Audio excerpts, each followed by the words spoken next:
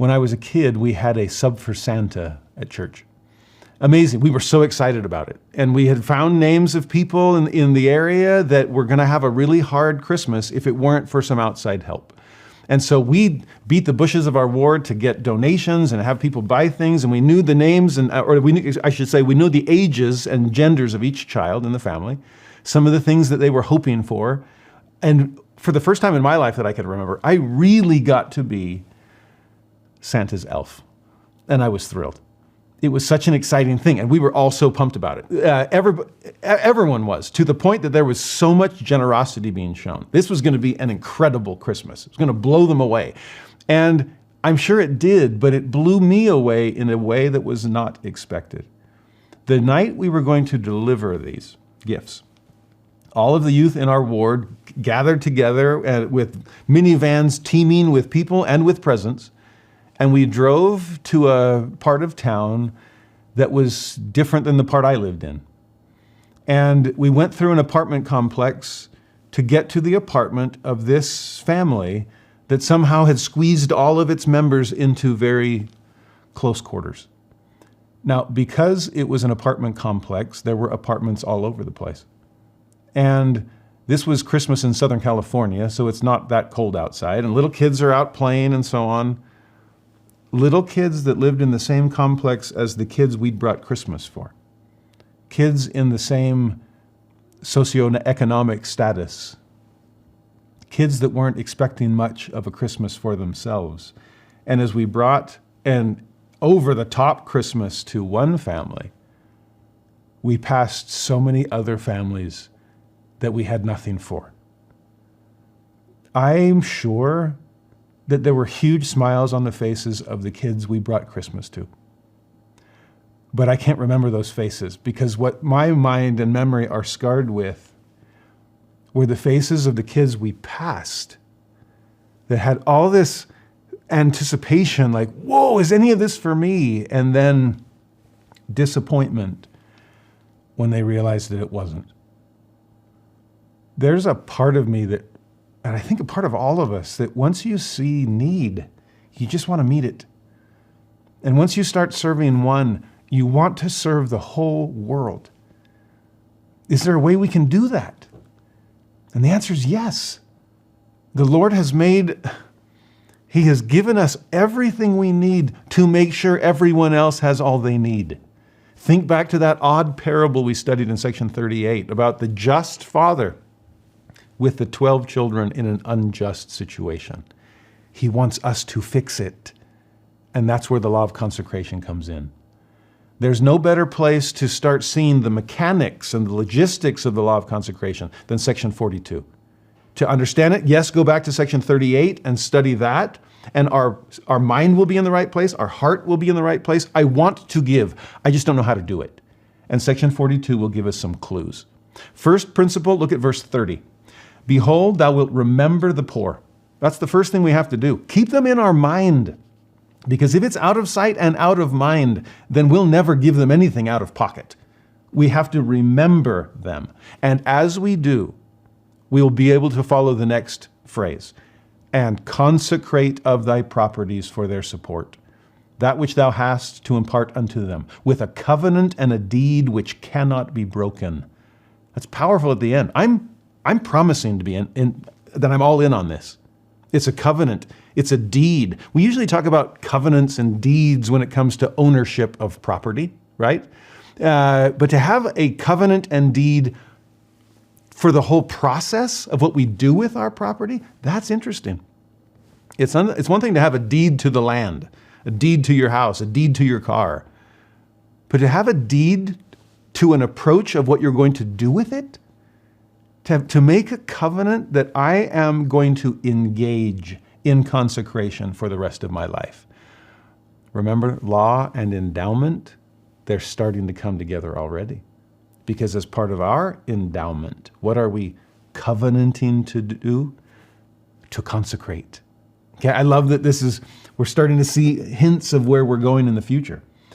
In fact, if you'll keep your finger here in section 42, jumping ahead to 44, totally different topic. And yet he brings right at the end of that little revelation, One last reminder, like don't let section 42 slip from your mind.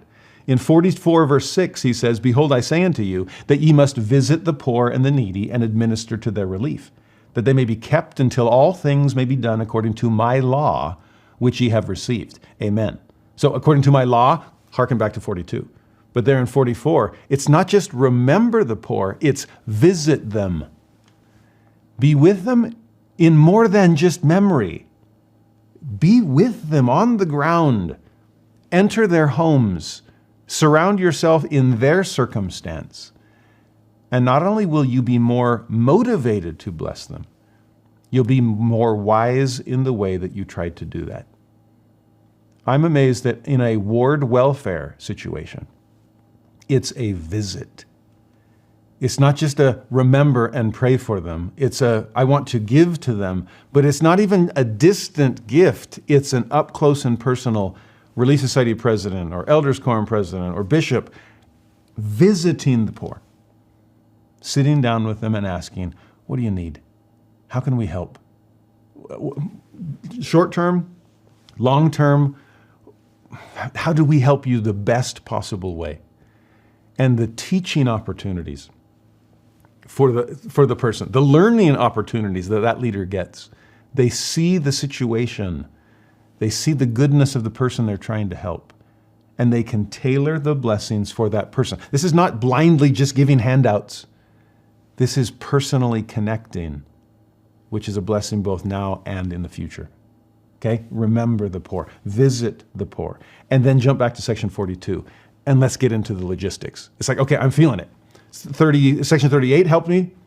Here in 42, it's helping me. 44, it's helping me. I want to be a blessing. I want to give Christmas to every kid in that apartment complex. How do I do this? Look at verse 31 and 32 of section 42. "Inasmuch as ye impart of your substance unto the poor, ye will do it unto me." That's Matthew 25, right? "Unto the least of these, that's unto me. And they shall be laid before the bishop of my church, and his counselors, 2 of the elders or high priests, so such as he shall appoint or has appointed and set apart for that purpose." Oh, okay, so now I'm seeing the logistics unfold. What do I do with all this stuff? Well, I give it to the bishop, but not the bishop alone. It's his counselors, it's others. Money is never dealt with single-handedly in the church. All the years that I served in different bishoprics, I was never on my own with this. It was always the clerk was there or another counselor was there, and we're counting money together. We're entering it into the computer. We're dropping it off at the bank together. The widow's mite and the tithes and offerings of the faithful must be honored as sacred because they are. And so bishops, counselors, financial clerks, we're starting to see our job develop right here in section 42. He goes on, "It shall come to pass that after they are laid before the bishop of my church, after he has received these testimonies concerning the consecration of the properties of my church, that they cannot be taken from the church, agreeable to my commandments." I mean, after all, right, there was a covenant and a deed which cannot be broken. I'm trusting the Lord with this. I'm giving it to the church. I'm consecrating. I'm not asking for it back. And then he says, after all that's been done, every man shall be accountable unto me, a steward over his own property, or that which he has received by consecration, as much as is sufficient for himself and family. Now, I'm grateful for these logistics. I want to know specifically how this is supposed to run, especially if I'm poor Edward Partridge as the brand new bishop of the church. He has nobody to ask, like, how did you do it? It's like, nope, I'm the first. He's getting some instruction here now. They're going to give me their all. I'm going to have counselors and others that are helping me know how to manage all of this. But then what do I do when I've received? I then give. And it's not a loan. It's a stewardship. It's private property. You are a steward over your own property. That is essential. In fact, the more I've wrestled with the law of consecration, as a prover of contraries by nature, I realized, wait a minute, consecration is a contrary. Economically, what are the two sides that we're trying to fuse? Well, on the one hand, there is capitalism. On the other hand, there is communitarianism. And both sides on their own could spell disaster if taken to the extreme. Think about it in this way. What's capitalism on steroids? Oh, that can tend to be incredibly selfish. But what's communitarianism on steroids? Well, if it's all just common property and do I have to really do anything? I'm going to get what I need. Somebody else can do the work behind it. Ooh. If capitalism can tend towards selfishness, communitarianism can tend towards sloth.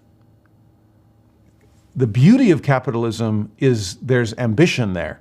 It's my property and I'm putting in the effort and I'm going to get a reward. But the beauty of communitarianism is the sense that, well, we're all in this thing together. And the communitarian impulse will rein in the possibility of selfish ambition. But the ambition of capitalism will rein in the laissez-faire kind of slothful approach to things, because I'm going to get a handout come what may anyway. I can coast along with what somebody else is doing. No, the capitalist impulse will keep me from that. You get where I'm going with this? Any of you economists out there, I'd love to learn from you. But to me, there's a fascinating contrary proven right there in the financial world. And if we can balance the two, either side will overcome its Achilles heel, because we're binding them together in a way that will bless the world. And I'm motivated to. It's my property. I'm going to be able to provide for my family. And with the excess, I'll be able to provide for other families too, that are trying, that are doing the very best with what they have to be able to contribute. And if I'll help them, I know they'll help me, and we are all helping each other. We are building Zion, which is one heart and one mind, dwelling in righteousness, with no poor among us. That's consecration at its finest. In fact, a little bit more logistics. Go ahead to verse 33. Again, if there shall be properties in the hands of the church, or any individuals of it, more than is necessary for their support after this first consecration. So it's like, what do we do? Well, we've done the first, we've sent it all in, we get back what we need, but what if there's still an excess? Well, here's the answer on that one. So any of this surplus, which is a residue, what do I do with the residue? It's to be consecrated unto the bishop. It shall be kept to administer to those who have not from time to time, that every man who has need may be amply supplied and receive according to his wants. So here's the saving up of the surplus.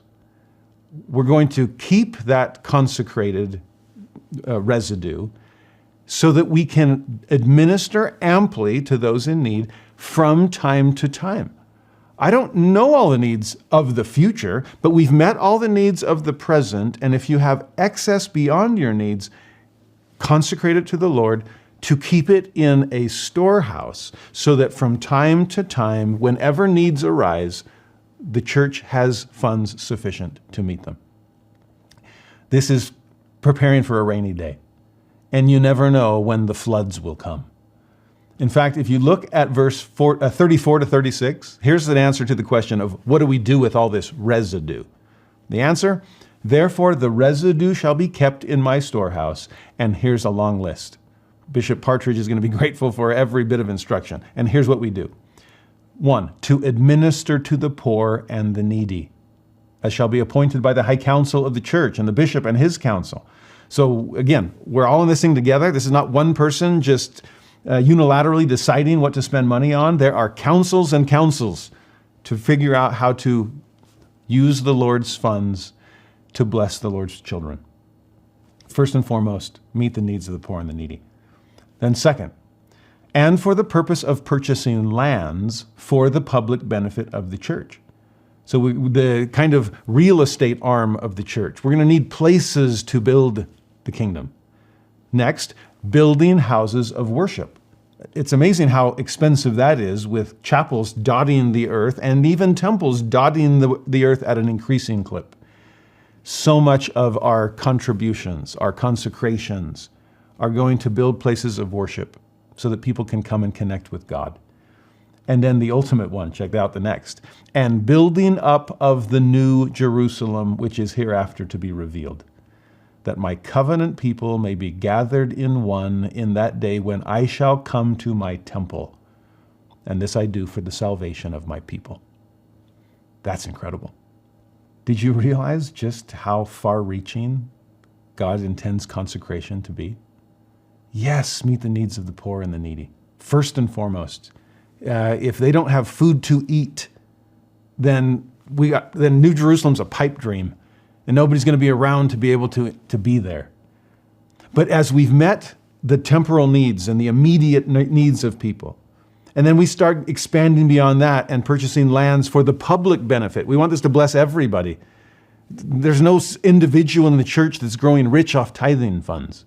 I'm always struck when people are like, oh, the church doesn't need your money. And I said, people are getting rich. Who's getting rich? No. What the church is, but what's the church getting rich for? For the public benefit, to feed the world, to care for the poor and the needy, to purchase lands that will bless everyone, to build houses of worship to which everyone is welcome, and ultimately, buckle up for this one, to build the new Jerusalem. These are big goals that God is giving to his people. Gather Israel in every imaginable way. Build temples so we can gather them on the other side of the veil. Send missionaries out to gather them on this side. Gather them where? Gather them to places of safety and security. Gather them eventually to build a new Jerusalem so that the Lord can come suddenly to his temple. This is second coming context. And to build a new Jerusalem will require the consecrated time and talent and faith and finance of the Lord's people. If you're anything like me, you probably see all kinds of news reports more and more frequently these days about the growth of the assets of the Church of Jesus Christ of Latter-day Saints. Some are so up in arms that they're starting. In fact, this is an old Newsweek article that was called Mormon Inc., as in incorporated. Is this just a big business and the church is trying to get rich? Again, for what purpose? To fill people's pocketbooks? No, to build Zion, where there will be no poor among us. All needs met for the world, to see the billions that are being expended currently for humanitarian aid across the world, not just for Latter-day Saints, but for everyone. But it makes me wonder, to literally build a new Jerusalem, what will that cost? Well, I went to ChatGPT and asked. It was interesting. I asked ChatGPT, what would it cost to build a city from scratch? Let's say it has 1 million people in it, and what would it cost to do that? And it thought for a minute, and I was amazed at how quickly it came up with some numbers. It estimated the cost of land, infrastructure, public institutions, green spaces, housing, administration of all of these things, and it put it in the ballpark of around $150 billion. Oh, that's a bargain for a city of 1 million people. It actually gave me some specific real-world examples. There's a city in the United Arab Emirates called Masdar City where they're guessing $22 billion for 100,000 people. That's a bit pricey.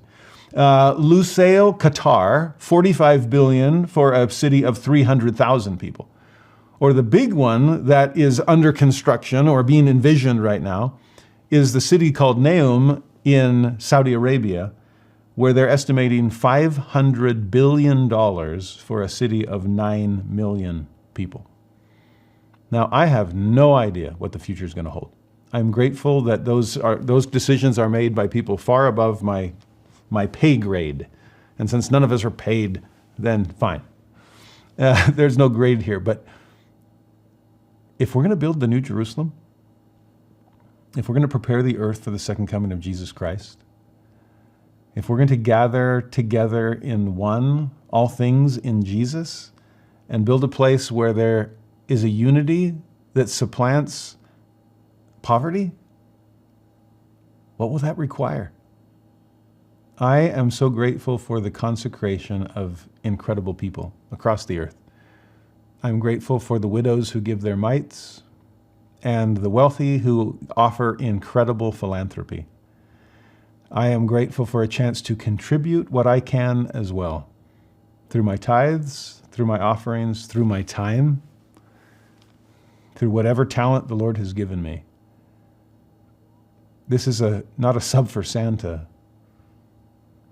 This is being like Jesus and extending our help and our hands and our hearts to everyone who needs it.